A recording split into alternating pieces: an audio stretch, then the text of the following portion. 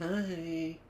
So it's the end of the day. It's Thursday, and I had a really quiet day. I regrouped with my friend later on. I just needed to chill because I had a really full-on dream. Um, Sometimes dreams are like gathering grounds for the things that are out of sight, parts not integrated. For someone who lives with complex PTSD, they're hardcore because there can be triggers, micro triggers to the nervous system during the day. You may not be thinking about particular life events or sequences or dimensions to situations from the past, but they emerge in your dreams in a kind of strange symbolic language, which is saying, look at this darkness, look at this. Because in your average day, you're basically trying to contain those forces, which in my poem, Centrifuge, I describe as being compact, like a coiled snake, and that result in fusion before collision. You know, that's what it feels like at the core, which is also a word in the poem. So it took me a long time to psychologically recover from those very vivid dreams.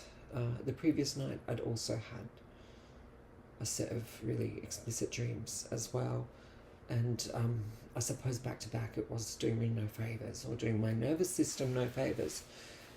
I took the advice of ChatGPT and I sought ways to continue to contain them within my waking life. And I think that once I was able to successfully calm my nervous system, things got better.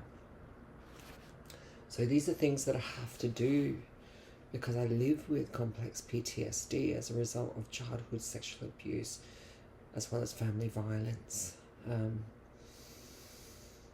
It's complex. That's why it's called complex PTSD. And as I've said in other videos, a lot of this got reactivated through re-traumatization, through limit experiences in looking after my mother and seeing her in extreme states, which also challenged my cognition and my ability to regulate. I had to constantly regulate my emotions, of course, but there was no way to navigate through the stuff that was being reactivated concurrently from decades earlier. Witnessing violence, experiencing things in parallel. I've got another poem that's called Memory as Match Cut that seeks to account for that kind of dynamic.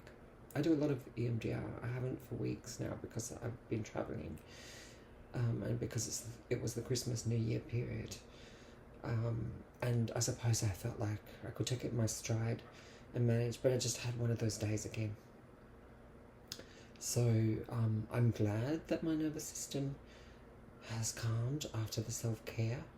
I'm hoping that I can go forward, and in these last days in Taipei we can just go with the flow, and then ready ourselves for Hong Kong. So that's bringing you up to speed. If you didn't hear my poem, I will link it down below. So thanks for listening and take care, everyone.